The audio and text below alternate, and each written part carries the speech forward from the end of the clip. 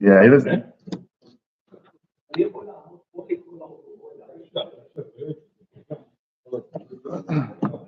The pressure. The pressure he's. It's beyond human capability to be able to withstand that kind of pressure. Kulam Prime Minister is what we're talking about. Kulam Prime Minister. Baruch Adonai Eloheinu melech haolam she'akol nehiyah b'maro.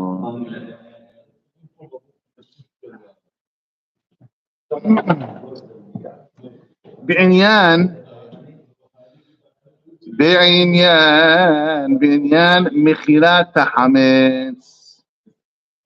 עזרא הלוי, משה הישראלי, בעניין מכירת החמץ לגוי קודם הפסח, באמצעות הרבנות המקומית. האם נכון להזכיר במפורש שהוא מוכר גם את הכלים, עזרא? מוכר גם את הכלים שנמצא החמץ בתוכם? And second question that's not written here, do you have to dip the dishes when they come back from the goy? If you bought dishes from a goy, you have to dip it, yeah? So if you sold your dishes to a goy and you bought them back after Pesach, do you have to dip your dishes? That's the question. So I know this is a Pesach question, but factory, you dig that portion. You make skedim, okay? Wrap them up, and the broker goes and sells them out. No, it's owned by Yehudi. UV. Also, it's the ownership. Yeah. If you buy dishes from a non-Jew, you have to dip them in water. What's the difference? If you sell dishes to a non-Jew, and then you buy them back, you have to dip them? So why don't you dip your dishes every year after Pesach? Because you sold your stuff to the goyim. Does it have to do with shimush? If he sold his oven to his neighbor, stam, and then a month later, the guy's like, no, I don't want to buy it back. He has to. It was owned by a non-Jew. It's the takana. Okay. במסכת עבודה זרה מבואר שהלוקח כלי סעודה מן הגוי חייב להטבילם קודם שישתמש בהם. You have to dip dishes before you use them. ואפילו היו הכלים חדשים שלא נשתמש בהם הגוי כלל. Even that has nothing to do with if you used it or not. Even if you never used it. הטעם הזה ברבי ירושלמי, the reason is לפי שיצאו מטומאת העמים ונכנסו לקדושת ישראל. It's almost, I've seen it written, almost like a conversion. Just like a person who converts to Am Yisrael has to dip in a mikveh. Every dish that converts to a Jewish dish has to dip in a mikveh, whether they were used for taref or not. וחטאו התוספות והראש שהמוכר כלי סעודה לגוי וחזר וקנה ממנו חייב להטבילם. If you sold it and you bought it right back, you have to dip it in the dish, in the mikveh. אפילו לא נשתמש בהם הגוי כלל, even if it was never used. It's just like owned by the goy. That's it. You have to dip it when it comes back. But isn't this sale a little bit different? It's got sell it and repurchase. So let's see. But it's a condition. It's sort of a conditional sale. It's not a completed sale. Okay, let's see. Is this the halakha l'maaseh? What I just said? If you sell something to a goy and you buy it right back, like a minute later, not Pesach, some. So unbelievable. V'chen pasku haTor v'Shulchan Aruch. Shulchan Aruch says halakha that you have to dip it. It goes by ownership. לפי זה נראה שכלי חמץ הנמכרים לגוי קודם הפסח צריכים טבילה לאחר הפסח. According to this, you should have to dip your dishes every year after Pesach. And actually, v'chen pasak b'pshitut ha'achmat adam. That's what the Chachmat Adam writes. You actually have to go to the mikveh and dip your dishes every year after Pesach. And as well, v'chen katab b'tosefet ma'aserav she'agaon mivilna, heavy hitter, the Gaon mivilna, nizhar milishtot b'kelim shel hametz. When he went to someone's house, did you sell this to a goy? שמאחר שנקראו לעקום עם החמץ שבהם קודם פסח, ואחר פסח חזר וקנאם, צריכים טבילה שנית. The Gra, the Gaon Vilna, made sure they were dipped after Pesach.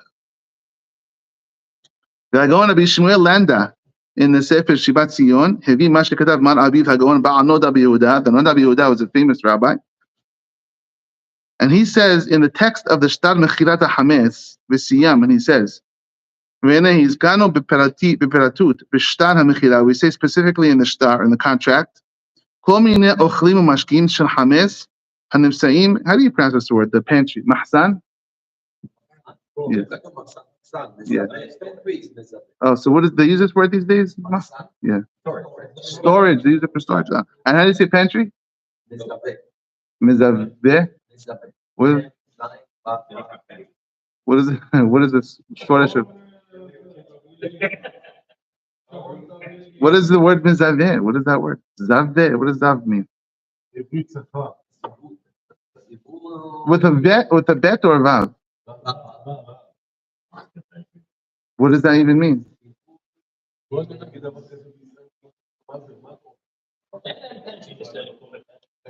And how do you say a mahsan is storage? So he says, say specifically, I'm selling you kol minei ochlim mashkim shel hametz in the mahsan. V'lo katanu b'stam kol ma shenimsa b'mahsan. Don't write, yeah, you're buying all the stuff I have, because that's including the dishes. If it's in a metal dish which needs mikvah, or bichle zichuchit which needs mikvah without a beracha for us, with glass. If you sell them and buy them back, says Yehuda. Good question. Huh? I'm going to tell you. UV. Yeah, we have to deal with UV after this. It's actually not, it's complicated. Why did this have to be the one thing you show up for, UV? Yes. What is the word? That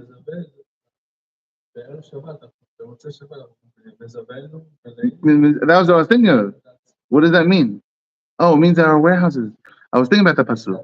Yeah, I was thinking about that pasuk, but I didn't make a connection. Okay. Hatam Sofer. Hatam Sofer says, the proper text should be, with the vessels. If you say that, it's very bad. So the Hatam Sofer, don't do that.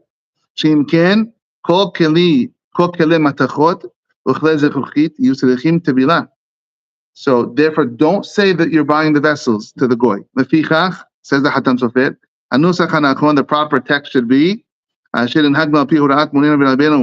Nassan Adler, remember that he's the rabbi I told you converted to Sfaradi? The Hatam Sofer's Rebbe, he said the proper text should be, I'm only selling you the hametz. If there's hametz inside the vessels, I'm selling you the hametz that's in the cracks of the walls. I'm not selling you the actual dishes. This is the proper way to have a shtar. Mechilat hametz. Hagaon Rabbi Shlomo Kluger says,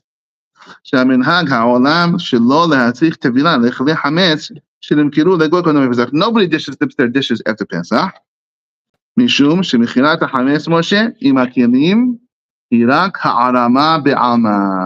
just a trick. It's just a loophole, says the Shlomo Kluger. It's not a real sale. According to this, he's saying it's just a trick. It's a ha'arama. Hey, I like that. That's a good phrase. Listen to the phrase later on. The Chacham Vodeh says, "Very good, Moshe." Wow. He says, "I want to show you this." In l'tfos ha'hebel b'shnei rashim. Very good. Very good. So shwayeh, we're going to get there in a second. So he says, "Rak ha'arama be'alma." Ve'eno mitchaven she'yisharu l'tzmitut bidei hagoy. I don't really want you to have my stuff. Says Rav Shlomo Kluger. It's good enough. This little tricky sale is good enough to get the hametz out of my possession. Because I really did bitul. So the main thing I do is the bitul hametz. When I do bitul, I say all the hametz I have is nullified. This sale is just to make the rabbis happy. But really from the Torah, the bitul should be fine. I say, I don't want any of my hametz. It doesn't belong to me. And so, and the rabbis don't want me to have it. So the rabbis want me to sell it. I'll sell it to the rabbis. But it's not necessary. Yeah. Not really, no. If it wasn't used in 24 hours, it's not technically hametz. But if there's pots that have dirt and hametz in the cracks and stuff, it might be wrong. About says Rosh Shlomo Kluger, Le'inyan tevilat hakilim, regarding dipping the dishes, even she'enu mahlit la'ashiram bidei hagoy, enam tzedichim tevilah. I don't want you to keep them. It's just a trick we all play, and so therefore, I'm not going to dip the dishes afterwards. These are the words of Rosh Shlomo Kluger. Ulam. I go on Rabbi Zalman, Rabbi Zalman in his Shulchan Aruch. Who's this? Zalman? Yeah. Who's Rabbi Zalman? The Lubavitcher. Yeah. Rabbi Zalman, and he also wrote his Shulchan Aruch. The Alter Rebbe. Yeah, I believe it's the Alter Rebbe. The Baal Tanya, I think so. Hagon Rabbi Zalman, B'Shulchan Aruch Shelo, Besof Halachot Pesach writes, Umi she'oleh al dato, someone who thinks shemichilat hametz hu rak medivrei sofrim. It's just the rabbinic thing that we sell the hametz. If you have minhag she'akol mevatlim hametz because we already do bitul, like Rav Shlomo Kluger says. Ve'omrim kal hamira di'ikar b'shuti lebatel v'levei efker kaf adera. We say the kal hamira, we say the bitul, and therefore the sale is there. It's just a sale. We don't even need it. Shegagahu hi biado. It's a big mistake, says Rabbi Zalman. Because when you do the bitul, you're not having in mind really the good stuff that you want to sell. The blue label. You're not doing bitul on the blue label. You're selling the blue label. There's no way you're doing bitul on the blue label. Since you're not focusing your intention to be mivatel the good things you have, if you don't do a good and proper sale legally, you're obed from the lo ta'aseh la Torah. What's the penalty? No. What's the for having hametz on Pesach? No, everyone thinks it's karet. It's not karet. Karet is the eating of the hametz, right? Owning the hametz is a lo ta'aseh. It's a misdemeanor. It's not a, what's the other word? No, felony. It's not a felony. It's bad. You should not have it, but it's not karet. This is what he's not here now. This is what I always yell at my father-in-law about every year for the past 15 years. Because he used to when we don't worry about it. He's harmless. He has a big bark, but he's when I first got married, he didn't let egg matzah in his house. Egg matzah. I said, first of all, Dad, I love you, but I said, first of all, you're Sfaradi or Ashkenazi? I pulled out the Shulchan Aruch. I read Maran Shulchan Aruch. I said, egg matzah is perfectly kosher. Second of all, I said, you want to be mahmid, you could be mahmid on your eating. You could be mahmid on the owning. What's the penalty for owning hametz? Not karet. Okay, for the karet, don't eat it because you don't want to take a chance. Owning hametz is a lo ta'aseh. There's a lot of things that's a lo ta'aseh. You go crazy like that for every lo ta'aseh? Inshallah, you should. But owning hametz is, we should stress out about eating the hametz big time. Okay. And so therefore, says the Rabbi Zalman, the Lubavitcher posek, don't tell me it's a fake sketch loophole sale. No, it's a real sale. And agreeing with this is the Hayei Adam and the Sefer Oneg Yom Tov and the Sefer Hatam Sofer. And this is the way it is. Okay, let me skip this. There's a little bit of like lumdis, they say here, as they say in Yeshiva, like interesting thought. Check out the Sefer Eretz Tzvi Fromer. She says, "She'en tzarich le'atzbi al kelim shel hametz." You know why you don't have to dip the dishes? He says, מפני שהמכירה רק מפקיעה מרשות ישראל, ולא מכניסה לרשות גוי. So as the Ashkenazim would call it a chakira in yeshiva. Yeah, they say, what requires dipping? The lack of Jewish ownership or the ownership of the goy? That's what they would say. So he says, maybe when you sell it, it takes it out of your reshut, but it's still in your house. So the goy never made a real kinyan on it, and so it's in like a little halfway zone, and so that doesn't require dipping. That's what he wants to say. But that's not true. It's not true because it would. It's not. It's just ownership. The goy owns it, so it's over. Okay.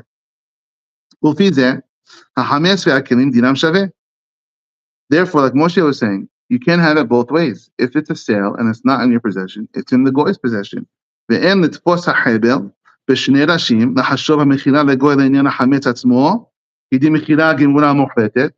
someone says to you, do you have hametz? No, I sold my hametz. My hametz is perfectly sold. Oh, it's a legal sale? Legal sale, 100%. Oh, okay. So then why don't you have to dip it? No, because it's a sketch sale. You can't have it both ways. That's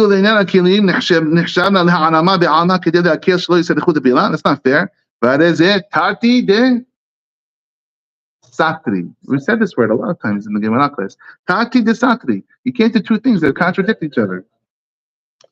Okay. It says,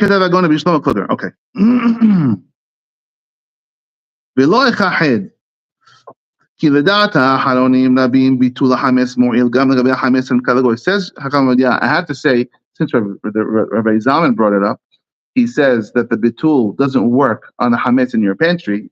His Chacham says it's not true. A lot of Hanonim say you could do bitul on any hametz in your house, even the blue label. You want to do bitul? Why shouldn't the bitul work? That's the first thing he says. And he says, check out Rabbi Kiva Eger, who agrees with this, and the Imnei Yosher, and the Sefer and Maharam from Brisk.